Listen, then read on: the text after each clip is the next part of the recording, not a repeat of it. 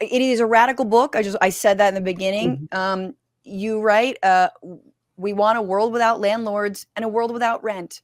Why do we need to be thinking this radically when it comes to housing? Well, first of all, thank you for having me here, and I'm happy to be talking about this project. I think that our analysis, and I think a lot of people's analysis, is the crisis that we're in right now is permanent. Poor and working class people have never had access to safe and stable homes. And this crisis is generalizing. More and more people are living in precarious housing, getting pushed out of the places that we live. We know that we have just hit new records of homelessness, 650,000 people who spend their nights sleeping outdoors. And, our housing system is implicated in every single access of inequality in our country, in producing poverty, in producing unequal health outcomes, in producing premature death, right? In many cases, housing precarity and homelessness, these are death sentences. It is also, it is one of the fundamental things in our society that contributes to racist inequalities and the way that life outcomes are continually unequal. And also, it's the overall erosions of our social wage, of the welfare state that is being replaced with these like private assets in the forms of people's homes. So I think that looking at the permanence of this crisis and at how it sits in the center of so many of our society's problems really shows us that what we are doing does not work, and we need a completely transformed system. Just tinkering at it will not work. To use your word, this is why we need radical change. Yeah. I mean, and you actually talk about that initially by saying that we need to not talk about this as a housing crisis. We always talk about crisis, and I feel like it's used in a lot. The word crisis is used in a lot of ways. And I would just say the climate crisis is also something that necessitates radical transformation and change, and that can't not be sort of nipped at using reform. But why is that a problem to just call it a crisis? Well, I think, we're specifically talking about when we're talking in the mainstream press about a housing crisis, we're ignoring the fact that for its winners, our housing system works just fine. Like, here is one example of a landlord talking about how the system works, right? Bank buys me the house. Tenants pay off the loan. Property manager handles everything. I collect cash every month. Inflation builds me massive wealth, real estate. So that is the example of how our housing system works. And in that sense, it is not in crisis. It is not designed to produce, and distribute the best quality housing to the most tenants. It is designed to extract the most rents and to make our landlords rich. And, then we have Frank Rolfe of RV Horizons, who said, our business is like a Waffle House where people are chained to the booths, right? So this power relationship of landlords and tenants is profoundly like what is the system that we have rests on, right? And if the purpose of a system is what it does, like, we have to think about what does our housing system do? It enriches landlords and it ejects tenants into the street, right? So when we call it a housing crisis, we're often then turning towards landlords, developers, and politicians and economists as if they are going to solve this crisis that they in fact produced, right? Right. Like, it puts the protagonism of the solution, the agents of the change, onto them, when really, we know as tenants that, it's like, I often quote our former mayor of Los Angeles, Eric Garcetti, who said, in a good economy, homelessness goes up, right? Jesus Christ. This is the constraint. This is the system that we are living in. And I think it's really important to say that, from the perspective of its winners, this is how it works. This is how it should work. And if we want to imagine a different kind of housing system, we need to put tenants like the people who are the most immiserated, the most vulnerable, in charge of that solutions, and see them as the political agents that are capable of making the changes that we need. I love that. Before I ask you your next question, can I ask you to just turn your camera a little bit so you're in center of frame? Yeah, what you're saying is fire. I've got I have a major glare, so I was trying to, but if it's not on your end, it's fine. No, okay. It's fine. It's fine. Okay, cool. You look great, and I just wanted to, because you have a lot of like devastating stats in this book. And to your point about landlords, you write, for the first time in US history in 2021, the appreciation of median homes outstripped the median salary, which means just owning a home made more money than working. So like, again, with the setup there of like how landlords just get rich. And then the other thing that you talk about, and I think for a lot of us, we don't really understand how this works because we're not landlords, but that you can buy more property off of the equity in the property you already own. So that, as you write in the book, the housing market perpetuates inequality and perpetuates consolidation.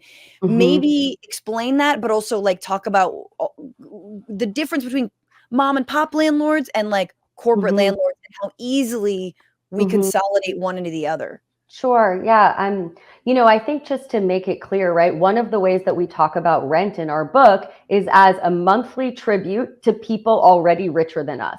And I think it's important that we name it as a tribute, right? Because how did our landlords buy our homes, right? They're not smarter than us. They're not better than us. There's nothing magical that happened, except that at one point in the past, they or their parents or their parents' parents had more money than us.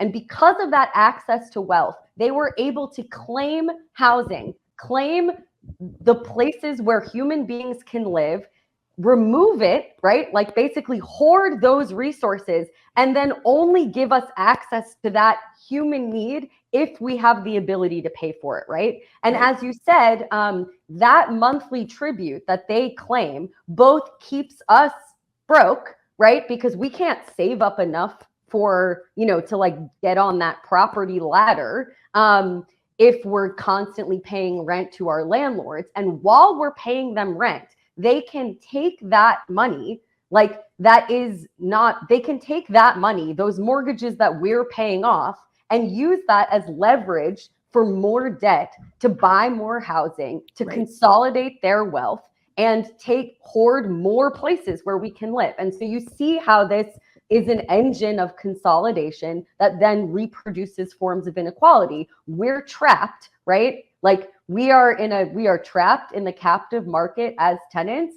and our landlords are using that money that we provide them to capture more and more space. And so, over time, we have the outcomes that we've seen, right? Like, Black and brown people start out poorer and end up poorer, right? That this is an immense driver of the racial wealth gap that we see in this country. And, I think that it's really important to name, right? Like when we're,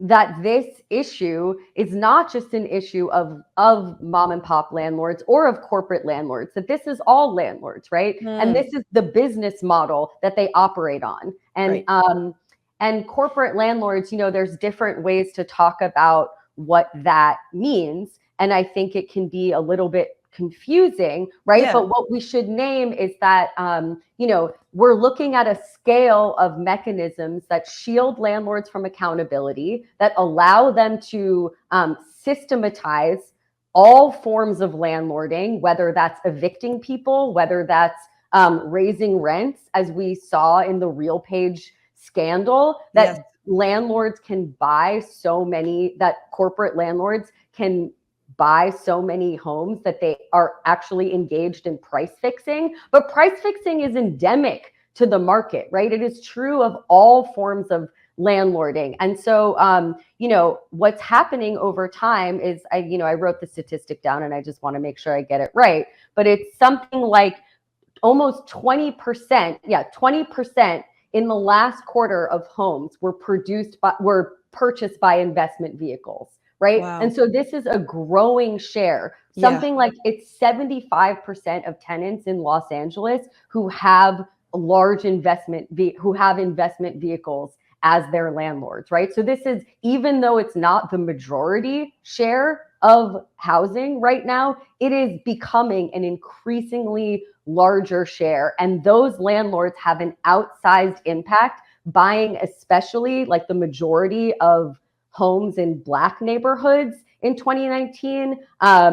That they, and that they're engaging, but I think it's important to name, right, that they're engaging in the same price fixing techniques that is just like what happens. Yeah, is just the market itself, right? And so, when we it's a little bit like, sorry, it just reminds me of like private prisons versus prisons. Like the idea, private prisons are not the majority of prisons. They are especially egregious. But when we talk about, whether it's abolition or real prison reform, like we're talking about the whole enchilada. Like we don't care. I mean, personally, I'm like, don't over fixating on private prisons is like, okay, I guess, but you're still have a massive prison industrial complex. I think that's a really great example. And I think that it's really important to say, it's like the landlord and the real estate industry hide behind 11 million people who are landlords in this country when there are almost 150 million tenants, right?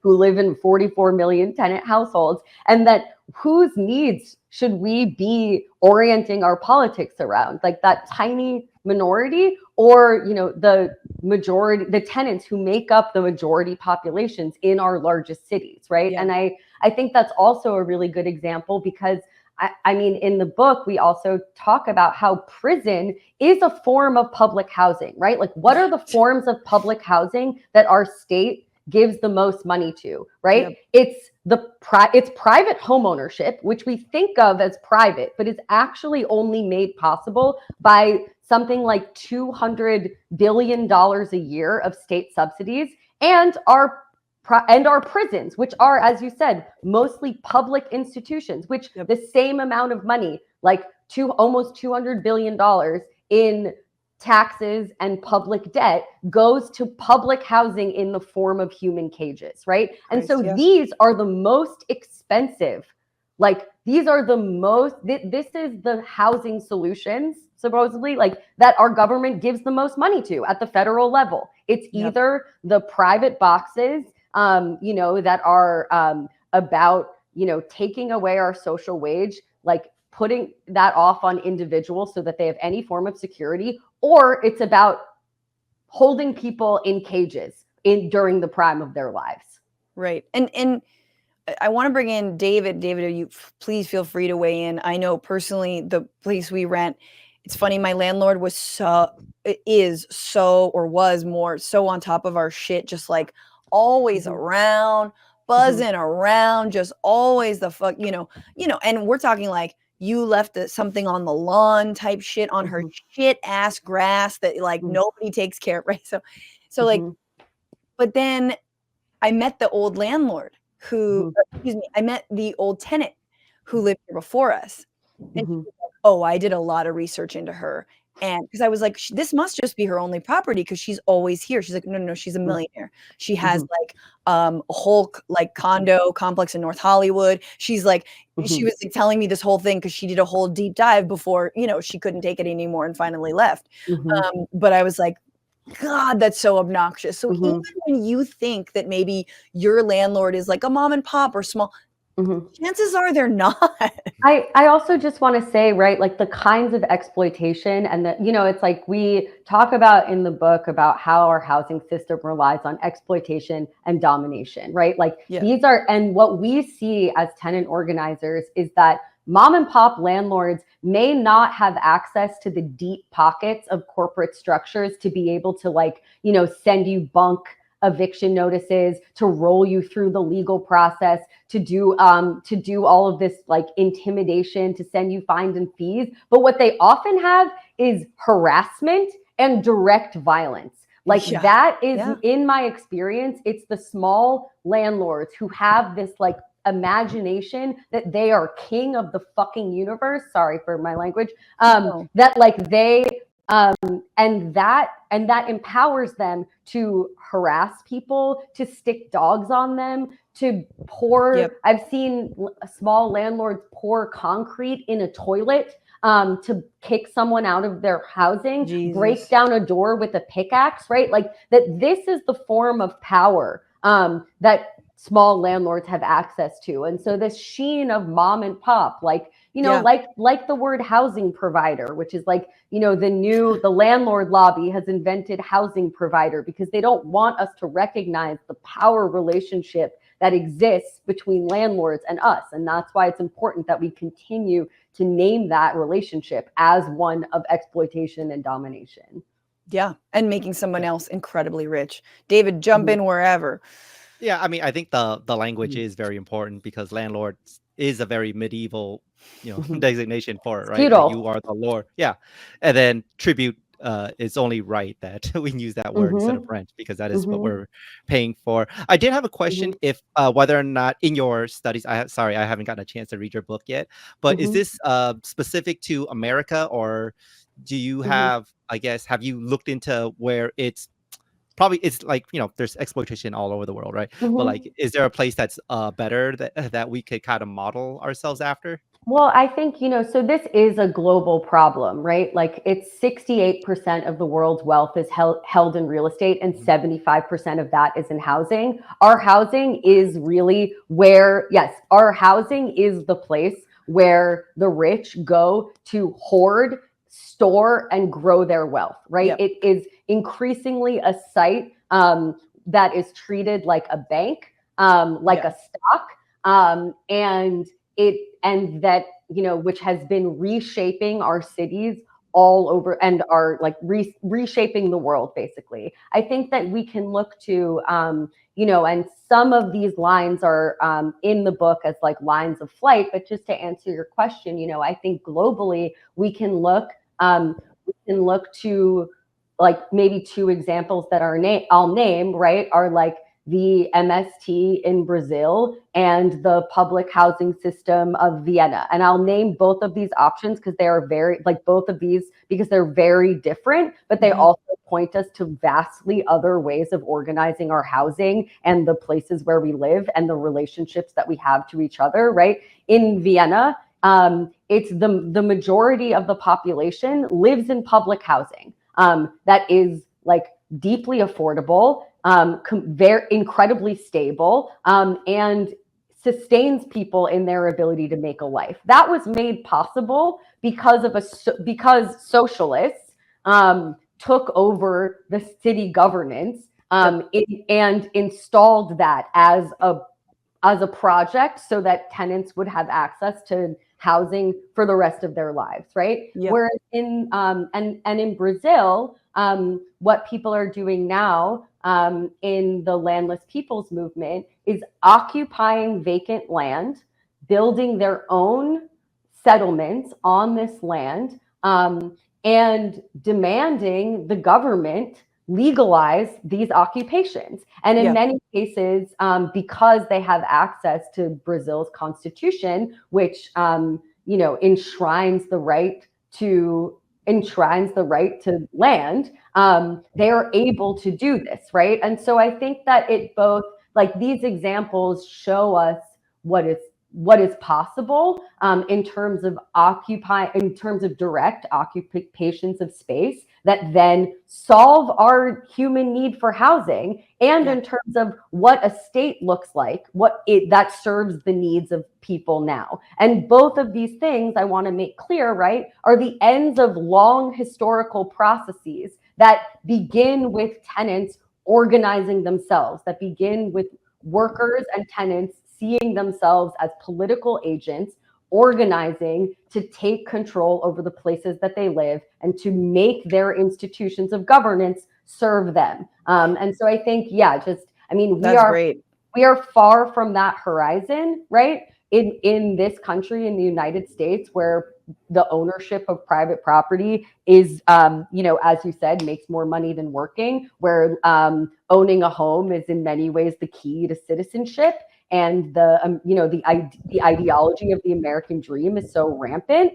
But nonetheless, right, like these are the kinds of transformations that we would need in order to have a society where we don't eject people into the streets simply because they can't pay a monthly tribute to someone already richer than them. I just really briefly want to just name that, like, before we were talking about the cats and dogs in Springfield, Ohio, we meaning the right.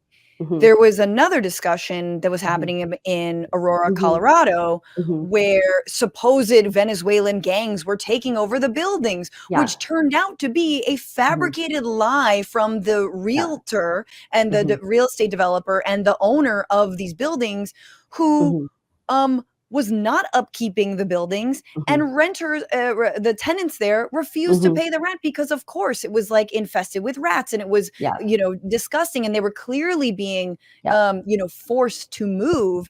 And so it's just so funny that, like, we have no language around this. That really was like a tenants movement, that they happened to be predominantly tenants of color and immigrants, but it got, swung and spun into something very different. Well, as they are here, I think that the book really focuses on the work of the Los Angeles Tenants Union, which is majority Spanish-speaking immigrants. And I think that we should name, right, that on the vice presidential debate stage, that J.D. Vance suggested mass deportations as the solution to our housing crisis, right? This fantasy that if we control populations rather than control the private housing market, we will have better outcomes, right? And that's exactly what you see when realtors are using the language of immigration to, to deny tenants the right to a safe and habitable home, right? That this idea that we should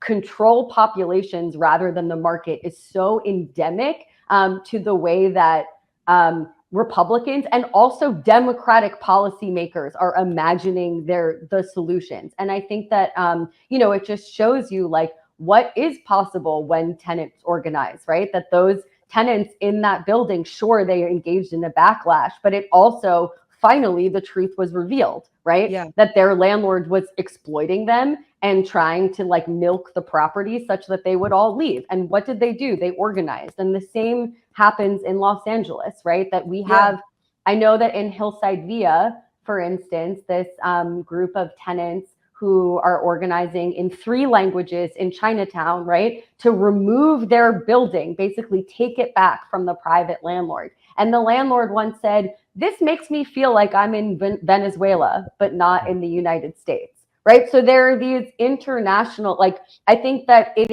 is really important that we think about how immigration is becoming a vector for US fascism, and how these fake, quote unquote, solutions to the housing crisis are doing the work both on the Democratic and the Republican side to usher that in. And it's the role of the tenant movement and organized people to push back against that. And I think that the thing you named really makes that so clear. Well, and I have 2 more burning questions, but I don't want to take up too much of your time, but I do want to ask you about, you helped found the LA Tenants Union in 2015 only. And this is a city that's had, decades of historic inequality and redlining and racism and housing and all this. And it was clearly filling a need. What have you seen since 2015 to now when it comes to tenant organizing?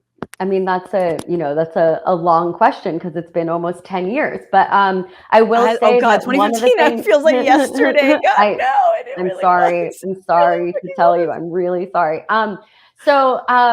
But I think that what we are living through is the return of Gilded Age inequality. So we are seeing organized people revive strategies from the Gilded Age. We are reviving the rent strike. We are reviving tenant associations. We are reviving, the weaponizing of the only tools that we have as tenants, solidarity and our rent checks.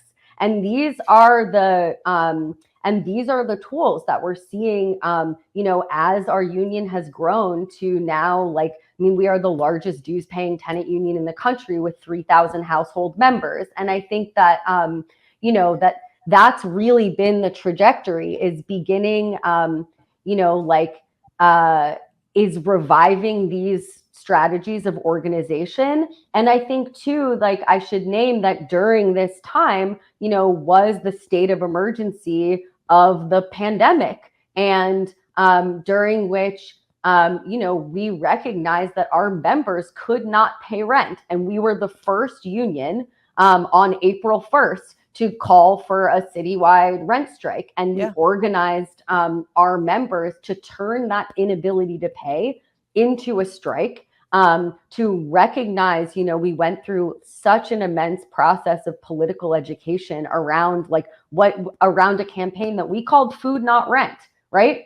In this state of emergency, what should people prioritize? They should prioritize their basic needs, their health, their food, not their payments to the landlord, right? And so taking that risk together, I think, really showed us like what was possible when we do that. And we know that the state came in to disorganize that strike, to individualize subsidies. And we are living in the aftermath of that, right? That the state of emergency was responded to shore up the same kinds of inequalities that we see. And we're still living in the aftermath of people like not having returned to work. But I think it's, but for us, I think it's been almost 10 years of deepening our relationships to each other, which then transforms our relationships to our housing. I mean, just like, 3 weeks ago, these tenants in our East Side local got $600,000 of rent debt canceled through a strike, through a 6 month rent strike. So I think that, we are reviving these tactics, and they work. And so I think our task is really to grow that work, to grow the movement, to bring new people in and continue. I love that. And and just really quickly, not to do too much personal anecdotes, but I feel like so much of what you're advocating for in terms of forming tenants unions and being part of the, whatever local or regional tenant union is just kind of taking back your power and realizing that you don't have to accept what your landlord is giving you. And knowing your neighbors. And this is like everyone loves to bitch and moan about rent. And so it is like a perfect in, and perhaps your landlord also owns neighboring properties in your building or adjacent to you. And, I just feel like, and there's like little things like, I remember my last place I lived in, God, she was so awful, the landlord. And I withheld the last month. I just didn't pay it. No one should pay their last month's rent, by the way. No one should pay their last month rent, especially because I knew she was going to, and she did keep the deposit, right? Like of course she was going to fucking keep it. Because whatever. And of course my neighbor who moved out around the same time, she fucking tried to keep their deposit too. And they were like, what the shit? Like, what do you mean? Like, no, you gotta, but I knew she wasn't going to give it back. So of course I didn't pay my last month's rent because fuck her. But I was scared. I was a little bit scared. I was like, gee, I don't know. And will they give you, if they check your references on your next housing, like, was this landlord gonna, because that's the other thing they do is they fucking rat you out if you don't do that. It's like all these awful things. But no, nothing happened. Everything was fine. And so I was like, just to give, I mean, yes, that was the most minimal amount of courage, Tracy. No, but I mean, I think that it's really important to name how terrifying it is to like exist in a housing system where your entire access to a basic human need is controlled by someone else who doesn't see you as a human being with human needs, who sees you as a check to write to their, their second home, their third home, their 10th investment property, right? That is terrifying. And we have a state that empowers them and can call on the agents of physical force to eject us from our home, right? Like that is terrifying. And we should really be able to name that terror. At the same time, I think it's really important to like cultivate the defiance that everyone feels, right? Like everyone knows that in the first of the month that something is fucking rotten in this system, and something is wrong, and the will to not pay is really already there. And I think for us, it's about organizing people such that we can distribute the fear, collectivize the fear, and lean into our defiance and take those risks together. David, any thoughts? I don't know if David took his headphones off. I do have one final question, which we kind of touched on before, but my question is this working? Yeah, we hear you loud and clear. I had a question, and David, I'll kick it to you if you have any final thoughts. My last question is, we sort of touched on it, but what's wrong with the reforms being offered in the housing market? Meaning building more housing, which we know is important. You know, like what is wrong with the reforms that are often offered and often propped up by the Democratic Party, by Kamala Harris, who's now talking about finally going after corporate landlords or whatever it is. Just problematize that a little bit.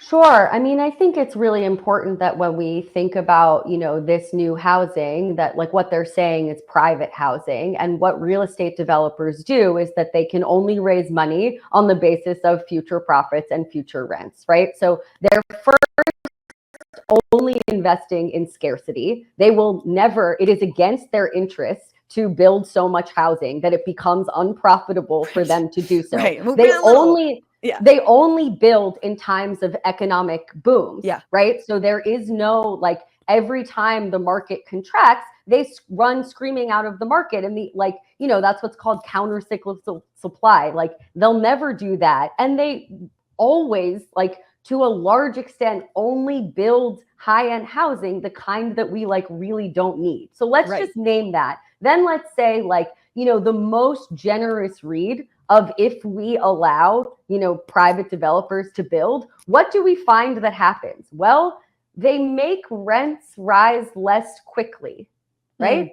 They make the pace of rent increases go down. But do tenants who are starving, who are doubling up, who are taking on third and fourth jobs, who are giving up their medications to put a roof over their heads, do they need the pace of rent increases to go down?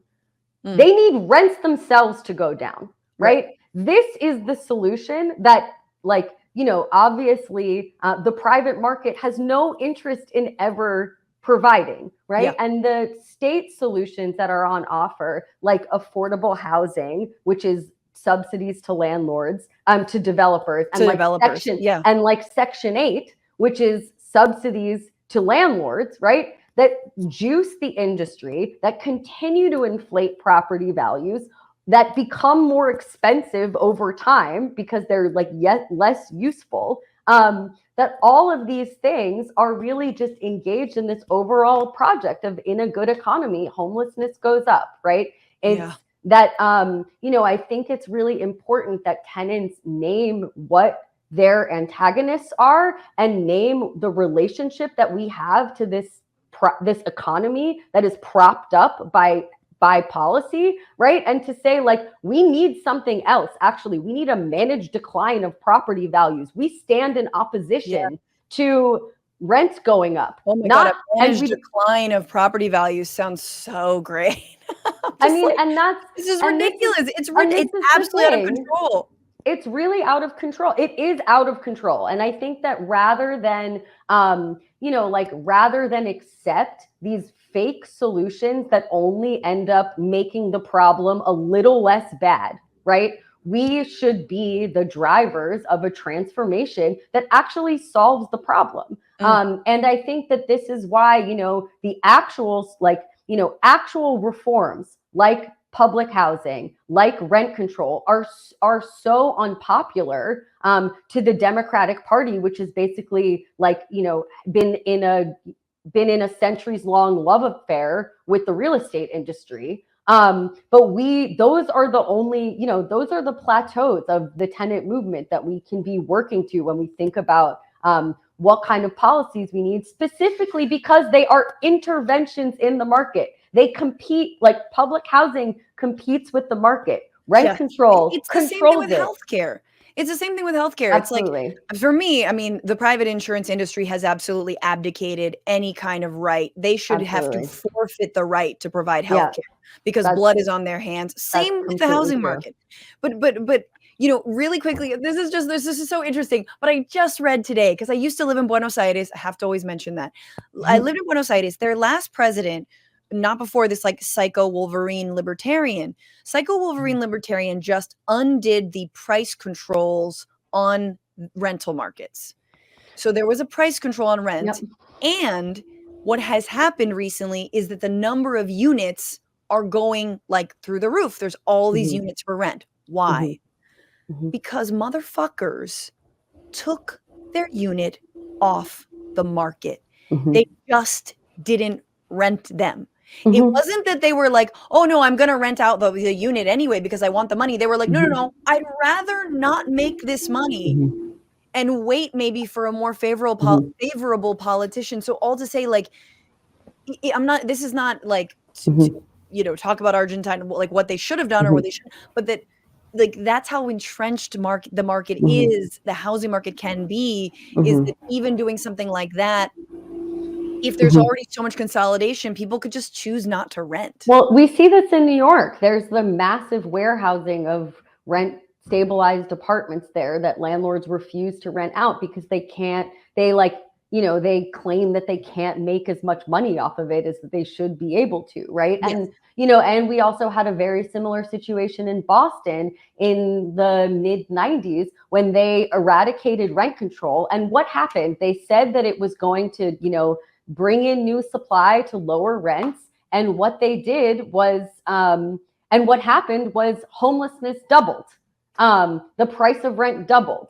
And so I think we have in our own country a history of, a history of what happens when you eradicate rent control. And we are living in the fallout of that, right? We're living in the fallout of the decimation and stigmatization of public housing. We're Yeah. living in the fallout of the, like rollbacks of rent control. And what do we see? What has been the result? Like a massive increase in homelessness and housing precarity and, and healthcare issues and premature death. That is the result of living in the system that we're in. What's going on, Frantifa? If you haven't already, subscribe to this channel right now. Hit that button. And also, you can become a patron and support the show every single week. Get access to bonus episodes and exclusive merchandise. Patreon.com/Bitchuation Room. Do it.